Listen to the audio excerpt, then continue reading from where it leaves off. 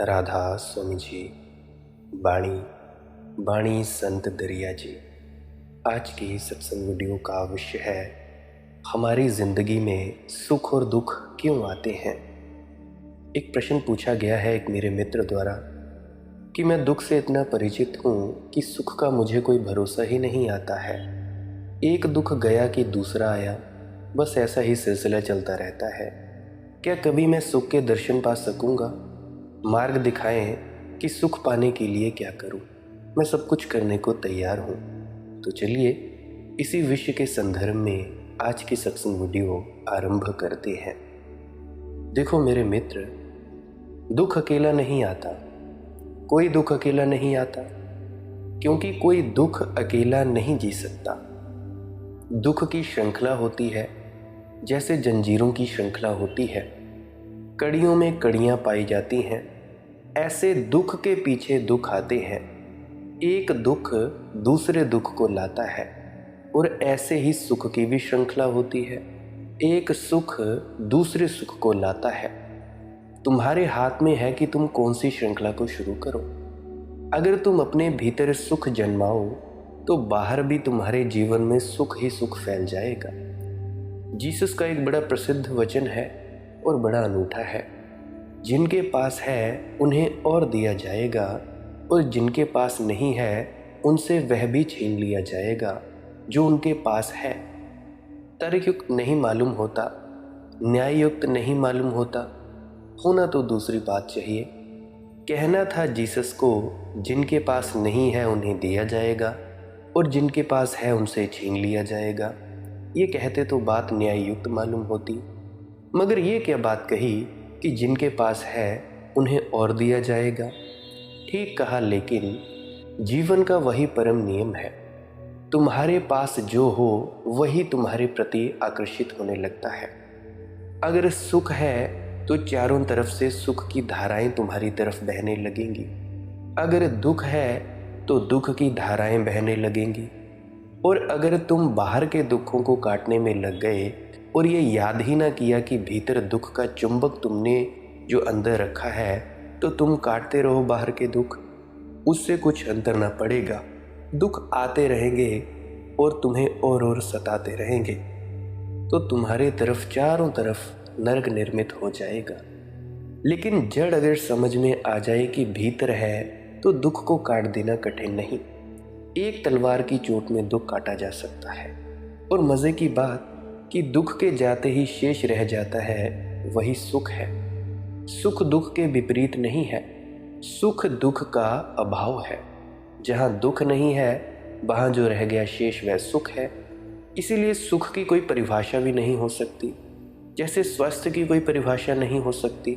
तुम डॉक्टरों से स्वास्थ्य की परिभाषा पूछोगे, वे कहेंगे जो बीमार नहीं वह स्वस्थ है। अगर तुम जाओ अपने स्वास्थ्य का परीक्षण करवाने, तो क्या तुम सोचते हो कि क्या कोई किया जा सकता है स्वास्थ्य का परीक्षण? नहीं हो सकता। अब तक कोई यंत्र नहीं है जो खबर दे कि ये आदमी स्वस्थ है। हाँ, 1000 यंत्र हैं जो खबर देते हैं कि ये आदमी इस बीमारी उस बीमारी से भरा है, या इतनी बीमारियां इसको नहीं है। जब सभी बीमारी बताने वाले यंत्र कह देते हैं कि कोई बीमारी नहीं, तो चिकित्सक कह देता है कि तुम स्वस्थ हो। तो स्वास्थ्य का अर्थ हुआ बीमारी का अभाव। ऐसे ही सुख का अर्थ होता है दुख का अभाव। सबसे बड़ा दुख क्या है? सबसे बड़ा दुख ये है कि तुम सदा सोचते हो कि दुख बाहर से आते हैं। ये सबसे मौलिक आधारभूत बात समझने की है। दुख बाहर से नहीं आते। तुम बुलाते हो तो आते हैं। कोई अतिथि बिना बुलाए तो आता नहीं। सब मेहमान तुम्हारे बुलाए आते हैं। हाँ, ये हो सकता है कि तुम जो प्रेम पातियाँ लिखते हो दुख को, वे इतनी मूर्छा में लिखते हो कि तुम्हें पता ही नहीं चलता कि कब तुमने भेज दी। बेहोशी में बुला लेते हो, फिर तड़पते हो। झंडूराम से कोई कह रहा था, धन्य है वह युवक जिसकी मासिक आय केवल 75,000 रुपये हो, फिर भी वह एक भले आदमी की तरह जीवन बिता रहा हो। झंडूराम ने कहा, इतने रुपये में वह और कर भी क्या सकता है? दुख के खरीदने के लिए भी सुविधा चाहिए, सुख के खरीदने के लिए भी अवसर चाहिए, समय चाहिए, अनुकूलता चाहिए। दुख भी मुफ्त नहीं मिलता। बड़ा श्रम करना पड़ता है। सच तो ये है, सुख मुफ्त मिलता है और दुख मुफ्त नहीं मिलता, क्योंकि सुख तुम्हारा स्वभाव है, मिला ही हुआ है। सिर्फ दुख से आच्छादित ना होने दो। और दुख पर भाव है, मिला हुआ नहीं है, बाहर से पकड़ कर लाना पड़ता है। तुम भी पकड़ने को उत्सुक हो दुख को, क्योंकि दुख में बड़े न्यस्त स्वार्थ है। कई खूबी की बातें हैं दुख में, नहीं तो हर कोई पकड़े क्यों। बड़ी खूबी तो ये है कि दुखी आदमी पर सभी दया करते हैं, सभी सहानुभूति करते हैं। दुखी आदमी की सब सेवा करते हैं। दुखी आदमी की कोई निंदा नहीं करता, कोई ईर्ष्या नहीं करता दुखी आदमी से। जिससे जितना बने दुखी की सेवा ही करते हैं सब। ये दुख की खूबियाँ हैं। तुम अगर रो चिल्लाओ तो लोग तुम्हारे आंसू पोंछते हैं। तुम अगर हंसो तो लोग एकदम ईर्ष्या से भर जाते हैं। तुम्हारे मकान में आग लग जाए तो सारा मोहल्ला संवेदना प्रकट करने आता है। जरा गौर से देखना, उनकी संवेदना के भीतर बड़ा रस है कि भीतर भीतर वे कह रहे हैं कि धन्यवाद भगवान का, किसी का जला अपना ना जला, और जलना ही था। पाप का भांडाफोड़ होता ही है। भीतर वे ये कह रहे हैं, ऊपर ये कह रहे हैं बड़ा बुरा हुआ जी, बड़ा बुरा हुआ। बड़ी सहानुभूति दिखा रहे हैं कि फिर बन जाएगा। अरे मकान ही तो है, हाथ का मैल है, पैसा तो फिर कमा लोगे। अब दुखी ना हो, जो हुआ सो ठीक हुआ। चलो, कोई रहा होगा पिछले जन्म का पाप, कट गया, झंझट मिटी, मकान तो फिर बन जाएगा। बड़ी ऊंची ज्ञान की बातें करेंगे, सहानुभूति दिखाएंगे। लेकिन तुम अगर बड़ा मकान बना लो तो पड़ोस में से कोई नहीं कहेगा तुम्हें धन्यवाद देने की कि हम खुश हैं, हम प्रसन्न हैं कि तुमने बड़ा मकान बना लिया। लोग रास्ते पर मिल जाओगे तो कन्नी कट जाएंगे, बचकर निकल जाएंगे। मैं एक घर में मेहमान होता था तो वहाँ पे सबसे सुंदर मकान है वह, बड़ा बगीचा, सारा मकान संगे मरमर का है। बच्चे हैं नहीं परिवार को और धन बहुत है। वे सदा जब भी मैं उनके घर रुकता था जो अपना मकान दिखलाते, बार बार कई दफ़ा दिखला चुके थे, बगीचे में ले जाते, ये दिखलाते वह दिखलाते। एक बार मैं गया, उन्होंने मकान की बात ही ना उठाई तो मैं थोड़ा चिंतित हुआ। वे तो मकान ही मकान से भरे रहते थे। मैंने कहा, हुआ क्या तुम्हें? एकदम एक बुद्धत्व को उपलब्ध हो गए। ये क्या हुआ? मकान का क्या हुआ? कुछ बात ही नहीं करते इस बार मकान की। मैं तो इतने दूर से आता हूँ यही बात सुनने। उन्होंने कहा, अब बात ही नहीं करनी मकान की, अभी साल 2 साल ही बात नहीं कर सकता। बात क्या है? आखिर बात के पीछे कुछ बात हुई होगी, मैंने कहा। उन्होंने कहा, देखो बात ये है, देखते नहीं पड़ोस में उनसे बड़ा मकान उठकर खड़ा हो गया है और उनका दिल बैठ गया, उनकी छाती छूट गई। मैंने उनसे कहा, तुम्हारा मकान तो जैसा है वैसा ही है, तुम क्यों परेशान हो रहे हो? उन्होंने कहा, अब वैसा नहीं है, ये बड़ा मकान देखते हो। तब मुझे याद आई अकबर की कहानी। उसने एक दिन अपने दरबार में एक लकीर खींची थी और कहा था दरबारियों को, इसे बिना छुए छोटा कर दो। कोई ना कर सका। फिर उठा बीरबल, उसने एक बड़ी लकीर उस लकीर के नीचे खींच दी। उसे छुआ नहीं और वह छोटी हो गई। मैं उनकी पीड़ा समझा। मैंने उनसे कहा, जाकर कम से कम पड़ोस के आदमी को धन्यवाद तो दे आओ। उन्होंने कहा, धन्यवाद? कल आपका निमंत्रण है उसके घर, मुझे भी निमंत्रण दिया है। मैं भी जानता हूँ क्यों दिया है, दिखलाने के लिए। मैं आने वाला नहीं, आपको अकेले ही जाना पड़ेगा। वे नहीं गए। इस संसार में दुखी आदमी के लिए सहानुभूति करने वाले लोग मिल जाते हैं, सुखी आदमी से सिर्फ ईर्ष्या करने वाले लोग मिलते हैं। तो दुख में एक न्यस्त स्वार्थ हो जाता है। तुम सहानुभूति में रस लेते हो, इसीलिए तो लोग अपने दुख की गाथाएं कहते हैं, कि एक दूसरे से दुख की कहानियां सुनाते हैं, ना सुनना चाहें उनको भी सुनाते हैं। एक कवि के यहाँ एक श्रोता फंसा। पहले तो वह उसे देखकर हंसा, फिर उसे दया आई। उसने फौरन 2 कप चाय मंगाई, खुद भी पी, उसे भी पिलाई। उसके बाद कवि जी मूड में आए। 3 घंटे में 20 मुक्तक और 21 गीत सुनाए। श्रोता ने जाने के लिए कदम बढ़ाया तो पीछे खड़े पहलवान का आदेशात्मक स्वर आया, उठने की कोशिश बेकार है, वहीं बैठे रहिए। श्रोता ने पूछा, आप कौन हैं? मैं कवि जी का नौकर हूँ, इसी बात की तनख्वाह पाता हूँ। जबरदस्ती गीत सुनवाता हूँ। जब सुनने वाले बेहोश हो जाते हैं तो उसे अस्पताल भी पहुँचाता हूँ। श्रोता बोला, 2 घंटे और सुनता रहा तो प्राण पखेरु उड़ जाएंगे। पहलवान की आवाज़ आई, कवि जी पूरा काव्य नहीं सुनाएंगे तो ये मर जाएंगे। 1 घंटे बाद श्रोता ने कहा, कवि जी आज्ञा दीजिए, अब हम घर जा रहे हैं। पहलवान जी फिर आवाज़ आई, आप अभी से घबरा रहे हैं, इनके पिताजी भी कहीं हैं, इसके बाद वह भी आ रहे हैं। फिर एक दुख के पीछे दुख चला आता है। फिर बेटा गया तो पिताजी आ रहे हैं।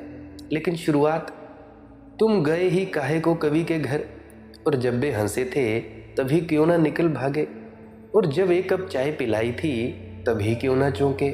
जब चाय पी ली तो फिर निकलना मुश्किल हो जाता है। फिर नमक खाओ तो बजाना भी पड़ता है, नहीं तो लोग कहते हैं नमक हराम। सावधानी पहले से बरतो। दुख का मूल कहाँ है? दुख का मूल है अहंकार। दुख का मूल अहंकार में है। मैं हूं, इस भाव में दुख का मूल है। ये सारी बीमारियों की जड़ है। सारी बीमारियां इसी के पत्ते हैं, और इसे तुम छोड़ते नहीं, इसे तुम पकड़ कर बैठे हो। और ये बिल्कुल सरासर झूठ है। तुम नहीं हो, परमात्मा है। मैं नहीं हूं, परमात्मा है। लहर समझ रही है अपने को कि मैं हूं, जबकि सागर है। लहर कहाँ? और फिर जब तुम झूठ को जीने लगते हो तो फिर उस झूठ को संभालने के लिए और ना मालूम क्या क्या झूठ इकट्ठे करने पड़ते हैं। एक झूठ को संभालने के लिए फिर 1000 झूठों के टेके लगाने पड़ते हैं। झंडूराम एक दिन मुझसे कह रहा था, भाई जी आज मैंने अपनी बीवी को घुटनों के बल चलवा दिया। अच्छा, मैंने पूछा हुआ क्या, कैसे ये हुआ? ये घटना तो बड़ी अनहोनी है। बीबियां घुटनों के बल पतियों को सदा चलवाती रहीं, तुमने कैसे चलवा दिया? झंडूराम मुस्कुराया। उसने कहा कि आखिर हम भी कुछ है। मैंने पूछा कि जब घुटनों के बल बीबी चली तो बोली क्या? तो झंडूराम ने कहा कि बीबी बोली, खाट के नीचे से निकलो तो देखती हूं तुम्हें। एक झूठ की मैं कुछ हूं तो फिर 25 झूठ इकट्ठे करने पड़ते हैं। झूठ झूठ के ही भोजन कर जीता है। तो मौलिक झूठ को पहचान लो, तुम नहीं हो। तुम इस विराट अस्तित्व के एक अंग हो। इस विराट के साथ अखंड हो, एक हो। भिन्न मानोगे बस पीड़ा उठेगी, अभिन्न मानोगे सुख ही सुख बरस जाएंगे। मगर नहीं, लाख दिक्कतें आए, तुम इस दुख को, तुम इस मैं को नहीं छोड़ते। झंडूराम का सुपुत्र काफी देर से मैदान में पत्थर बीन रहा था। मैं बहुत देर तक तो उसको देखता रहा। फिर मैंने उससे पूछा, बेटे ये क्या कर रहे हो? कुछ नहीं, पत्थर बीन रहा हूँ। पिताजी का कहना है मैदान के जितने पत्थर आज बीनोगे उतनी ही टॉफियाँ तुम्हें दूंगा। आपको मालूम नहीं, आज उन्हें इसी मैदान में कविता पढ़नी है। आज्ञाकारी पुत्र ने उत्तर दिया। पत्थर विनवाए जा रहे हैं क्योंकि पता है कविता का कि इधर तुमने कविता पढ़ी कि श्रोताओं ने पत्थर फेंके। झंडूराम जब भी कविता पढ़ने जाता है तो पहले जाता है सब्जी बाजार में। जितने सड़े केले इत्यादि टमाटर सब खरीद लेता है, क्योंकि नहीं तो वे भी फेंकेंगे कभी सम्मेलन में, लेकिन कविता पढ़ना नहीं छोड़ता। वही दशा है तुम्हारी। अहंकार इतने दुख लाता है, इतने सड़े टमाटर तुम पर बरसते हैं, परंतु तुम भी कहाँ रुकने वाले। सड़े टमाटर, केलों के छिलके, कंकड़ पत्थर, मगर अपनी सुरक्षा किए जितने ही कंकड़ पत्थर बरसते हैं उतने ही अपने अहंकार को बचाए कि कहीं चोट ना खा जाए। संभाले जी रहे हो सो दुख पा रहे हो। तुम कहते हो मैं दुख से इतना परिचित हूँ कि सुख का मुझे भरोसा ही नहीं आता। मैं समझ सकता हूँ कैसे सुख का भरोसा आए। दुख ही दुख जाना है। एक दुख गया नहीं कि दूसरा आया। बस ऐसा ही सिलसिला चलता रहा है, चलता रहेगा जब तक तुम जाओगे नहीं। तुम नहीं जाओगे जब तक, तब तक चलता रहेगा। क्या कभी मैं सुख के दर्शन पा सकूंगा? निश्चित पा सकोगे। कभी क्यों, अभी। लेकिन मूल जड़ काट दो। मार्ग दिखावे कि सुख पाने के लिए मैं क्या करूं। मैं सब कुछ करने को तैयार हूं। ईमान से कह रहे हो कि सब कुछ करने को तैयार हो। सब कुछ करने को मैं कह नहीं रहा। मैं कह भी नहीं रहा, मैं तो थोड़ा सा कुछ करने को कह रहा हूँ। ये अहंकार जाने दो और फिर देखो। ये मैं भाव क्षीण होने दो। अपने को अस्तित्व से भिन्न ना समझो। दर्शक और दृश्य को एक होने दो। जितने बार हो सके एक होने दो। सुबह सूरज उगता हो, देखते देखते उसी में लीन हो जाओ। ना वहाँ तुम रहो ना सूरज, बस एक ही घटना घट जाए, सूरज ही सूरज। कि सांझ सूरज को डूबते देखते हो, एक हो जाओ। कि फूल को खिलते देखते हो, कि दूर मत खड़े रहो, फूल के साथ लिखो। कि वृक्ष से पत्ते गिरते हों, कि दूर मत रहो, पत्तों के साथ गिरो। जितने अवसर मिले 24 घंटे में, कोई अवसर मत चूको। जब तुम अपने को डुबा सको, मिटा सको, मिला सको। पिघलो, जैसे धूप में बर्फ पिघल जाए, ऐसे तुम इस सानिध्य में पिघलो। उसी पिघलने से एक दिन तरल हो जाओ। और तरल हो गए कि चल पड़े सागर की तरफ, कि चल पड़े सुख की तरफ। सुख तुम्हारा स्वभाव सिद्ध अधिकार है, इसमें तुम जाओ। कैसे मिलेगा? अहंकार छोड़ने से। अहंकार कैसे छोड़ा जाता है? ध्यान में उतरने से, भजन में उतरने से, शब्द धुन के साथ एकाएक होने से। इसीलिए रोज भजन सिमरन भी अवश्य किया करो। एक और प्रश्न पूछा गया है एक मित्र द्वारा। पूछा है कि भाई, मुझे वह एक नज़र, एक जवीदानी सी नज़र दे दे, बस एक नज़र, जो अमृत को पहचान ले, बस इतना बताइए। देखो मेरे मित्र, सत्संग वह नज़र है। वह नज़र रोज़ रोज़ तुम्हें दे रहा हूँ, और वह नज़र थोड़ी थोड़ी तुम्हें मिलनी शुरू भी हो गई है। इसीलिए प्रश्न उठा है। स्वाद लगता है तो और पाने की अभिलाषा जगती है। पूछता ही वही है ऐसे प्रश्न जिसकी जीभ पर एकांत बूंद अमृत की झड़ी हो। वह पढ़ना शुरू हो गई है, बूंदाबांदी होनी शुरू हो गई है। अब अपने को बचाना मत, छिपाना मत। ये जो अपूर्व अनुभव उतरने शुरू हो रहे हैं, इनको किसी तरह झुटलाना मत।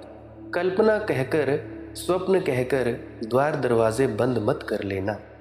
लोग आनंद पर भरोसा नहीं करते। जब आती है आनंद तो भी उनको संदेह होता है कि पता नहीं क्या हो रहा है। आनंद और मुझे हो ही नहीं सकता। ज़रूर मैं किसी भ्रम में पड़ रहा हूँ। इसीलिए तो जैसे जैसे लोग आनंद में डूबते हैं तो बाहर के लोग समझते हैं कि सम्मोहित हो गए।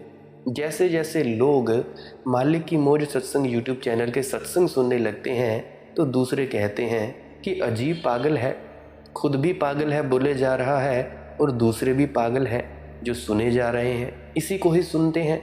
जिसने इसको सुन लिया वह किसी और को सुनता नहीं। इतनी मस्ती आदमी में होती ही कहाँ है?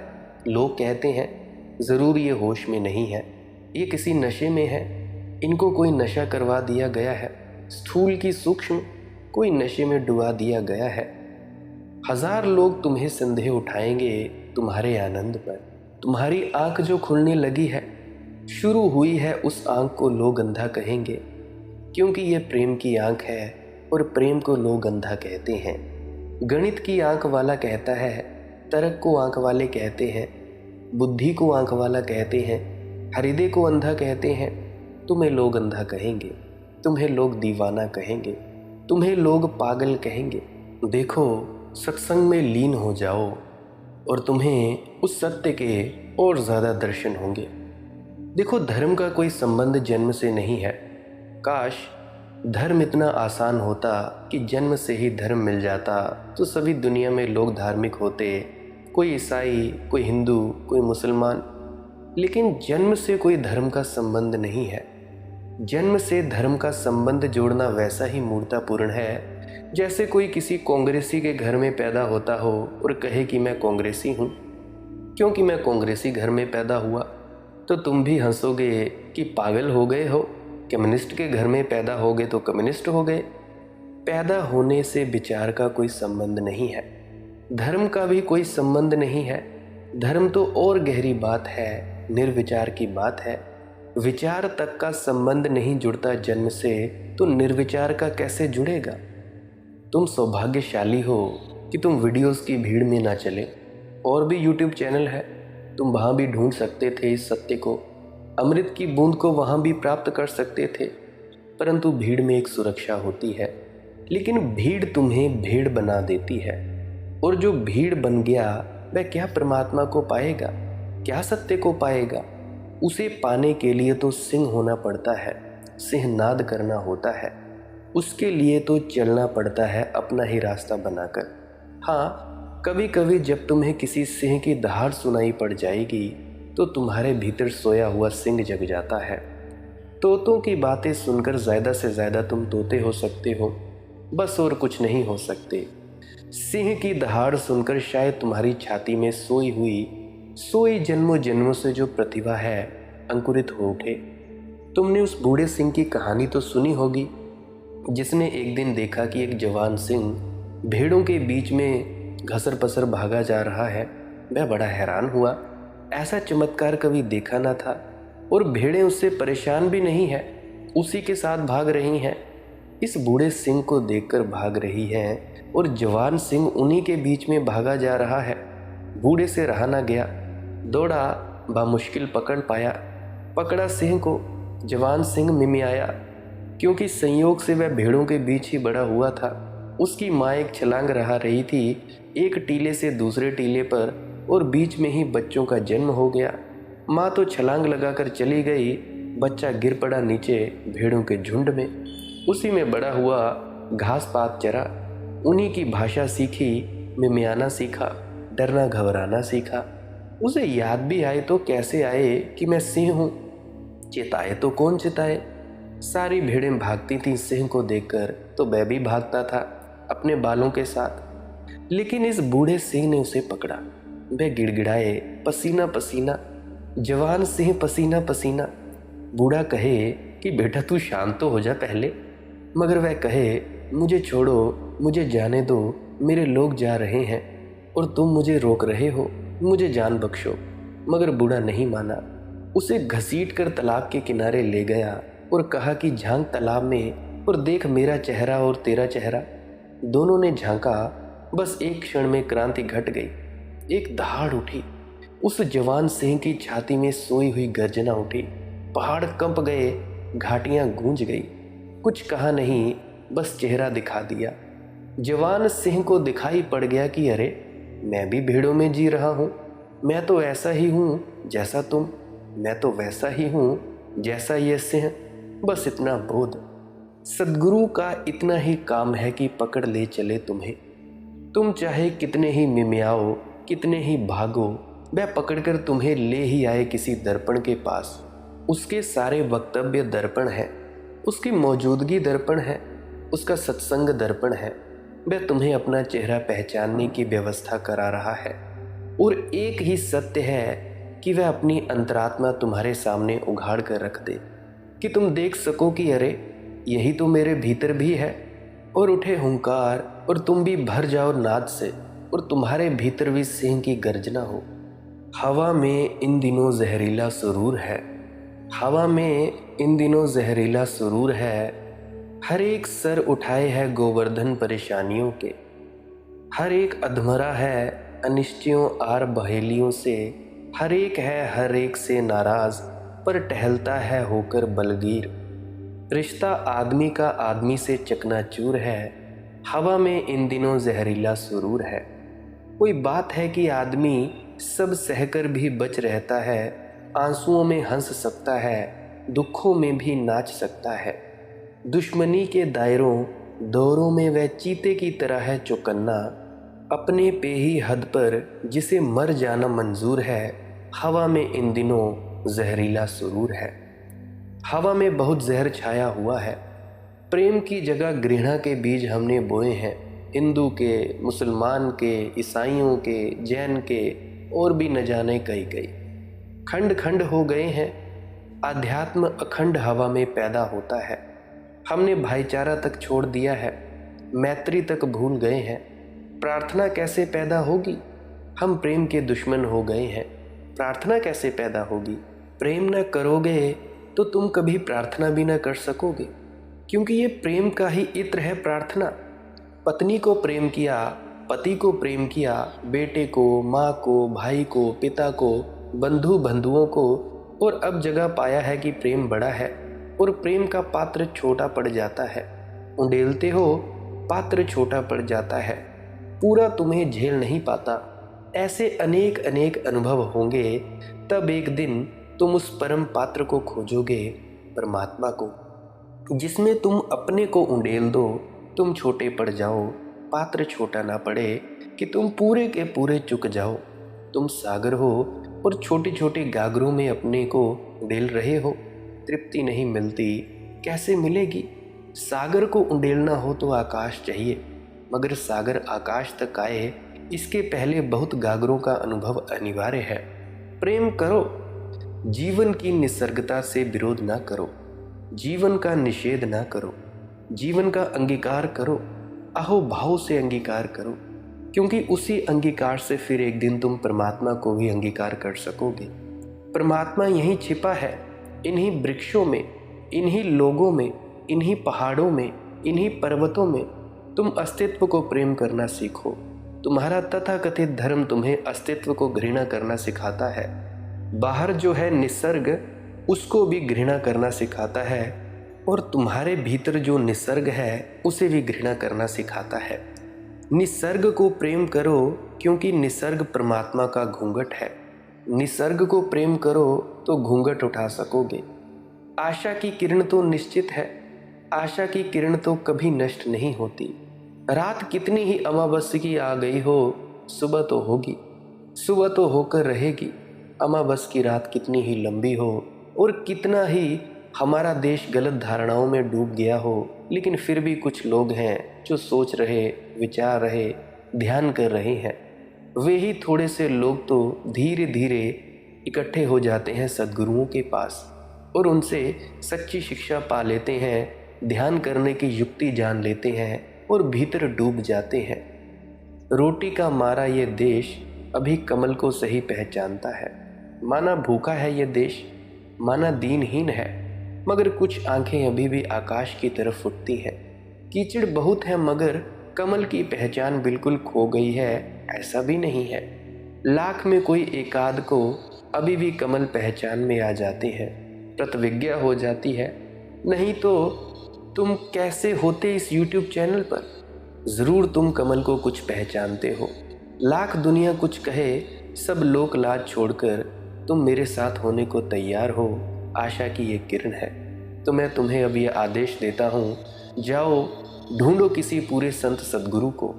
गुरु मिले जो धुन का भेदी, जो शब्द धुन को पकड़ने का भेद तुम्हें बताए, वही सच्चा गुरु है। उसे तुम ढूंढो, वही तुम्हें रास्ता दिखाएगा और उसके साथ एकाएक हो जाओ। वह तुम्हें जैसी युक्ति बताए वैसा वैसा तुम करते जाना। देखो, भजन सिमरन करना बहुत ही ज़्यादा ज़रूरी है। सिमरन में हम शब्दों का जाप करते हैं ताकि एकाग्रता प्राप्त हो जाए, और भजन में या धुन सुनने में हम उस शब्द धुन को पकड़ते हैं जिस धुन के ज़रिए हम अपने निज धाम तक पहुँचते हैं। गुरु प्यारी सत्कारयोग साथ संगत जी, आज के लिए बस इतना ही। अगर मेरे किसी मित्र प्रियजन का कोई प्रश्न हो तो मेरी प्रार्थना है पुरानी वीडियोस को अवश्य सुन लीजिएगा। क्या पता आपके पुराने प्रश्नों के जवाब मिल जाए। अगर फिर भी आपके प्रश्न का जवाब ना मिले तो इंस्टाग्राम, फेसबुक, टेलीग्राम, वहाँ पे आप जी अपना मैसेज छोड़ सकते हैं। वहाँ पे सर्च करें मालिक की मौज सत्संग, आपको मेरा चैनल मिल जाएगा, तो वहाँ पे आप मैसेज कर सकते हो। अगर आप जी को इस वीडियो से कुछ भी सीखने को मिला हो, आपको समझ में आया हो, तो इस वीडियो को लाइक कर सकते हैं, अन्यथा आप इस वीडियो को डिसलाइक कर सकते हैं। अगर आप डेली ऐसे ही सत्संग सुनना चाहते हो तो सब्सक्राइब कर सकते हो इस चैनल को। सुबह 6 बजे से लेकर शाम के 6 बजे तक सत्संग डलता है। अगर कभी ना डले तो मेरी प्रार्थना है कि पुरानी सत्संग वीडियोस को अवश्य सुन लिया करें। अब मैं आपसे इजाज़त चाहता हूँ। आप मुझे इतने अंत तक सुनते हो, इसके लिए बहुत बहुत शुक्रिया, आपका बहुत बहुत आभारी हूँ। अंत में आपके भीतर बैठे परमात्मा को प्रणाम करता हूँ। मेरा प्रणाम स्वीकार करें। राधा स्वामी जी।